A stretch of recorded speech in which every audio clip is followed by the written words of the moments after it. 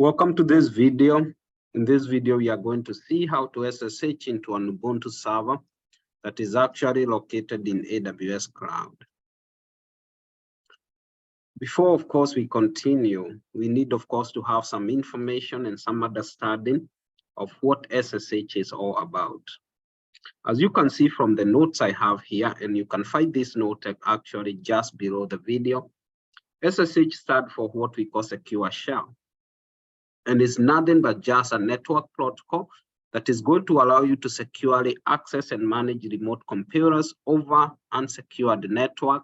And that one, if you hear something like unsecured network, in this case, we are talking about something on the internet. When you are thinking about SSH, it's always important to imagine that you have two computers. One, of course, is the local computer like the one that you have. And of course, then you have the remote computer or what we call server. And in this case, our server is going to be on AWS. We are going to go exactly and create a server. And then, of course, if you want to go and access the server that is on AWS, you need to use the SSH protocol. When you use SSH, it's like having a secure tunnel between your local computer and the remote computer. And in this case, I'm using the word computer, but these can be servers. You can send commands, run programs, transfer files, perform other tasks on the remote computers or server, as if you are physically sitting in front of it. So when you use the SSH, you don't have to physically be accessing the server. This server can be somewhere else, and of course, you're able to access it remotely. This is why we are calling this protocol SSH. It's important to understand that SSH is designed with security in mind. So when you are using this protocol, you have to remember that all the information that is being exchanged between your local server and the server that is somewhere in the remote, all that information is protected.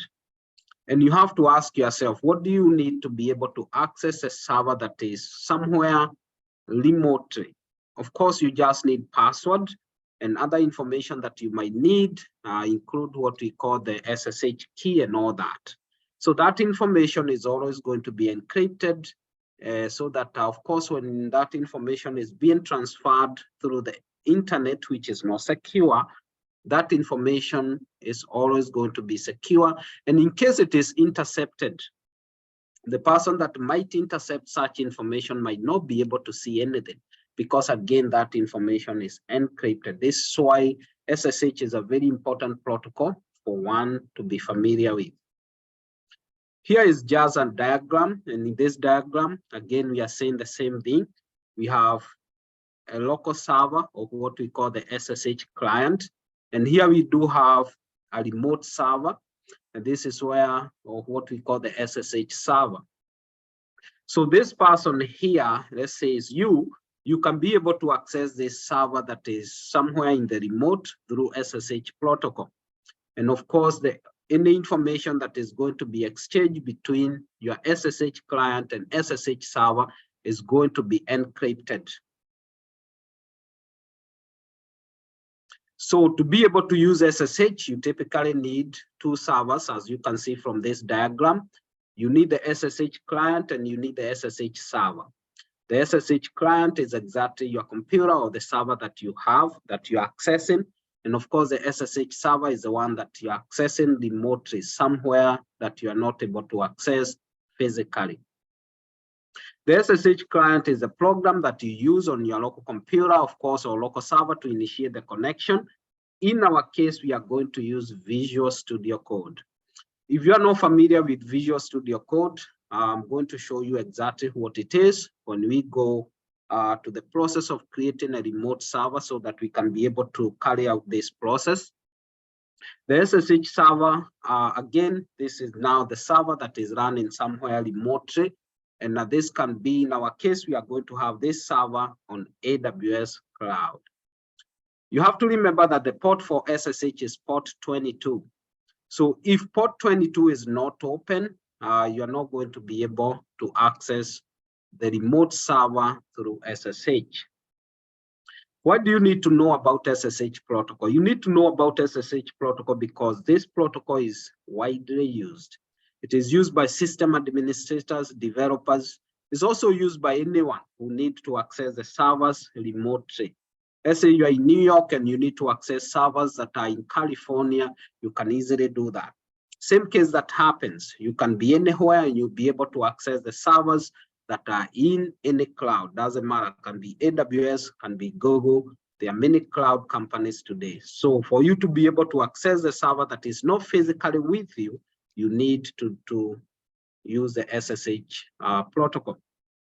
In summary, before we go to the practical, SSH is a secure way to remotely access and control computers or servers over the internet. It ensures that your data is protected, that is being exchanged between the SSH client, as we saw in the diagram, and the SSH server. So having said so, now it's time to go and see exactly how we can do this. So what you need to do, we are going to go to AWS. I already have an account here. So if you don't have an account with AWS Cloud, you can come here and say, AWS free tier account, has to be a free tier account. And all you need to do is to follow the steps. So you're going to click on here. And then what you need to do is to come here and create your own account. There are some information you need to give to AWS, and immediately you go through the entire process. As you can see, you need to sign up, you need to go through the whole process. When you are done going through the whole process, you are going to be able to have an account and you can just open and you can be in the same location I am. Now in this location, this is what we call the EC2 console. There are so many consoles on AWS. Each console represents a certain resource. In this case, we are in what we call the EC2 console. EC2 is what we call the servers on AWS. They are given the name EC2, but EC2, just consider them to be servers. And these are virtualized servers. Now, to be able to launch a server, we say that we are dealing with Ubuntu server. You just need to come here and say launch instance. And now you can give your server a name. In this case, I'm going to call it SSH, practical session. And now, of course, you come here. There are so many images that you can use. These are all the images: Amazon Linux, Mac OS, Ubuntu, Windows, Red Hat, and even more. In our case, we are going to use Ubuntu. Now from here, you have to select, of course, the long-term support. There are many long-term support. You have to know that Ubuntu usually have a new long-term support after every 2 years. So now this is the newest one, which is 2022. We are going to have another one, long-term support in 2024. The long-term support, you usually get 5 years of free maintenance. Or the developers that are dealing with the Ubuntu operating system, they are going to be maintaining this long-term version for 5 years. After 5 years, you have to move to the next version. In that case, you can move to 2024, or you can move to 26. Now, what we need to do here is to select what you are eligible for. You have to know that if you go beyond what you are eligible for, AWS is going to charge you. In this case, because we are just doing simple thing as SSH, I'm going to go with the T2 micro, which of course qualify for the free tier eligibility. Now here, of course, you need to come up with a key pair. A key pair is nothing here, but this is what we usually call the SSH key. You need this key to be able to unlock your server. This key is nothing, but it's just like a password. So in this case, I'm going to create a new one because I want to show you the entire process of how you can SSH into this server remotely. So you're going to create a new one. I'm going to name this SSH key practical session. And now, of course, you have to choose, you should go with RSA. That is always what we make. And in this case, don't go with PPK. You can go with PPK if you are using Poly, but in our case, we are going to be using the SSH client, which is a Visual Studio Code. For that case, we are going to use a PEM key, and all you need to do is create the key. And when you create the key, you can see the key downloaded immediately in my Visual Studio Code. This is not going to happen to you because in your case, you might not have Studio Code to be the default location where all the downloads for the key pair and no other files go to. For my case, it comes straight up here. As you can see, this has been encrypted. It's a long key, it's a private key, but again, I'll show you what to do with it. So we're gonna leave it there for now. So now we continue. What we need to do is to edit the network. If you don't have a network, you can easily create a network. When I talk about the network, in this case, it's nothing but a VPC. To create a VPC, all you need to do is to come here and search for what we call VPC. And now, of course, you can go and create it. I'm going to, of course, to make another video on how to create a VPC. But for my case, I already created a VPC. As you can see, the VPC has already been highlighted. So now this is my network. We have a VPC. There is something I want you to pay a lot of attention here. As you can see, this is the public subnet. There are two types of subnets. There is the private and there is the public. The public, of course, allows the public internet to flow inside. The private does not allow the public network to flow into. But because I want to be able to access this server through SSH, I have to keep it in the public subnet. Again, let's edit. You can click edit so that you edit the network. As you can see, I do have the private, but I don't want to keep this server in the private because all the private network on AWS usually start with 10.0. something. So that means I can access anything that is inside the private network on the internet. There is something you must do if you are going to successfully SSH into this server. You must allow this auto assigning of the public IP address.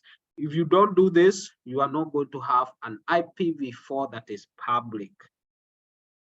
After that, all you need to do, and you can see by default, port 22 is open on this server.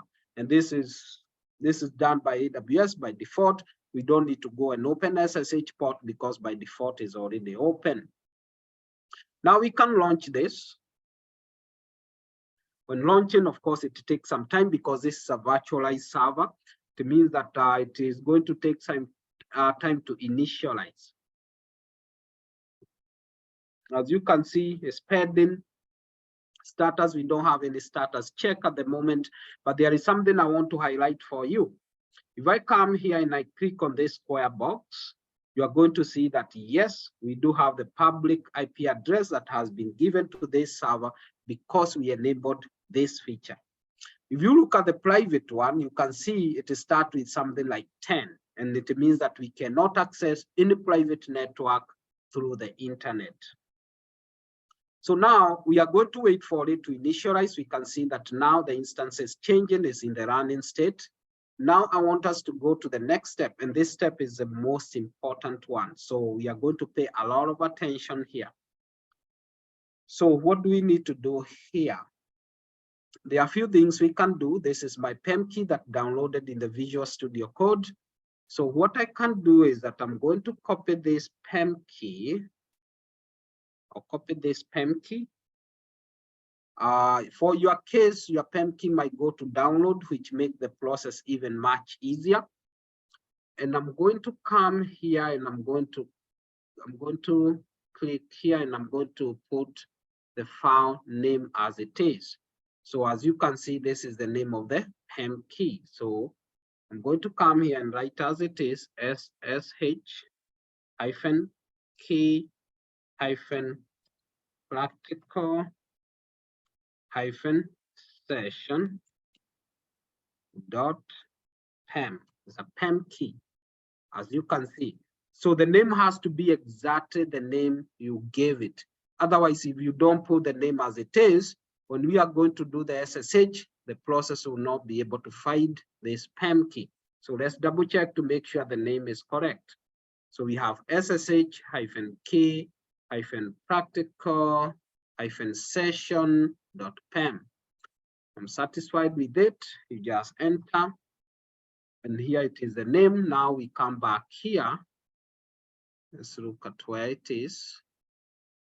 This is the PEM key. Now I just need to copy this. To copy on Visual Studio Code is very easy. You can come to selection, select all, and then come to edit and copy, then come to the file that we created and paste it here. So this PEM key is now pasted here. It's part of this. It's part of the Visual Studio Code. Now what I can do here is very simple. I can come and delete this one that I don't need. I can look at it. Can remove this, remove this, remove this, remove this, remove that, remove that, remove that, remove that. So now we have the PEM key here, and everything is good now. So what do we need to do now? All we need to do, because this PEM key is here, there are a few things I can do, or there is a few things you can do. Let's say your PEM key went to the download. What do? I'm going to save this one I'm going to save this PEM key in my desktop.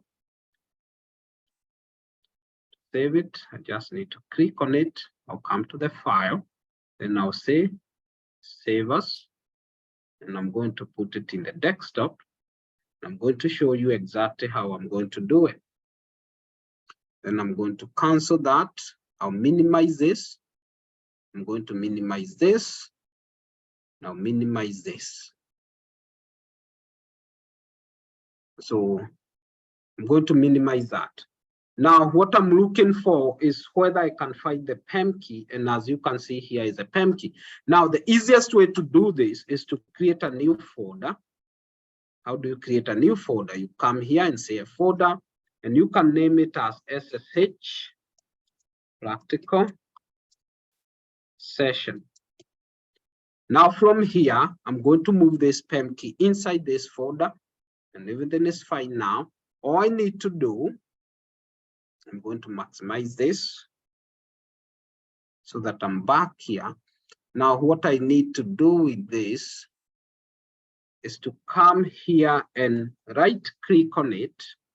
If I right click on it, I'm going to see different options on how I can open this folder. You can open this folder with Git Bash, or you can open this folder with Visual Studio Code. If you don't have Visual Studio Code, just go online and download it. And I'm going to show you how to download it. Just need to come here and say Visual Studio Code. Here it is. All you need is to click on it and you download it for your Windows. There is another one you can download, which is what we call the Git Bash. Git Bash. This is a bash terminal. Again, you can click on it and you can come and download the one for Windows. So when you are done with both of them, you can easily go to your program and search for them, and they are going to come. For instance, I can come here and just say Visual Studio, and it's going to come here. I can also come here and look for Git Bash, and it's going to open here. So that's all you need. You have to make sure that you have both of them downloaded in your system. Let's return back to the desktop. Now, what I'm going to do is to right click on it and show more options, and I'm going to open this with Git Bash, not the Git GUI, which is a graphic user interface, but I'm going to open with the Bash. Now with this one, all I need to do is to make sure that I'm actually inside the folder. And as you can see, this is a folder. So if I do ls means you are listing the content. You're going to see that, yes, the SSH key is here. Now, I want to show you some trick here. You can go from Git Bash and you can go all the way to the Visual Studio Code by typing this command, code space and dot, and then you enter. And what you're going to see is that this folder is going to open in Visual Studio Code. As you can see, now we are inside the Visual Studio Code. And now this is our PEM key. Now, what do we do from here? From here, you need to come here. You see the 3 dots. It's not a must that your Visual Studio Code is going to look like this. But the reason I'm coming to these 3 dots is because I want to check for the terminal. You are looking for this terminal and you are saying start a new terminal. When you say start a new terminal, this is terminal. This is why we are this similar to what we call the SSH client. In this SSH client, we have different things here. As you can see, we have a plus sign here and we have an arrow that is pointing downward. In this arrow, if you click on it, it will give you some more options here that you can utilize. In this case, I'm going to use a git bash. Now with the git bash, I can run some bash commands without any issue. And I'm going to do ls just to make sure that, yes, my PEM key is here. Now, when you get to this position, I want you to quickly now return to your AWS.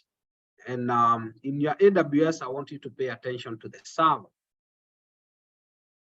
that you just created. We have to make sure it's running. The checks are in. Now we can just highlight it. And when you highlight it, this time I want you to pay attention because we are going to go to the connect section. So you are going to say connect.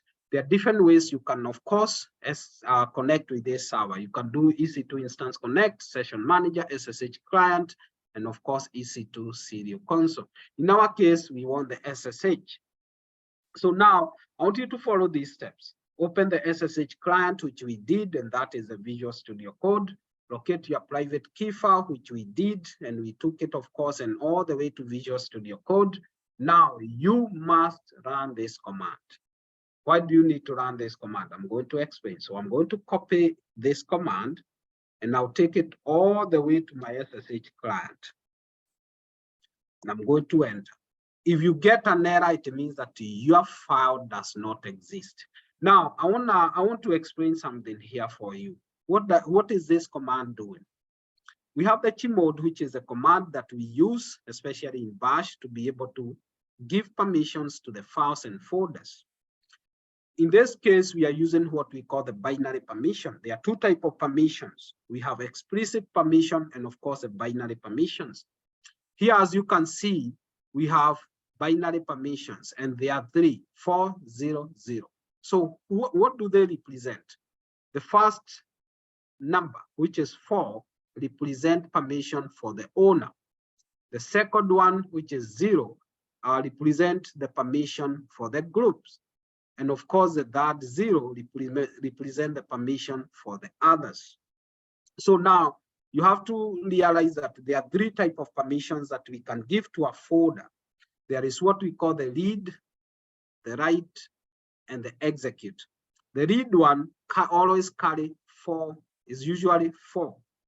The write is usually 2, and of course, execution is always 1. So in this case, we are saying, for the owner of this file, give this person the ability to read, but this person cannot write and cannot execute. That's exactly what we are doing. And why do we need to do that? Because when we do that, we are making sure that this private key is now private. It's private now. It's not public and can only be read. Now from here, we have other things that follows. You don't need to bother about the rest. You just need to come straight to this here, SSH. So you click on this example, you come back here, and then of course you enter, and of course you say yes, and you wait for it, and there we are. Connection has happened.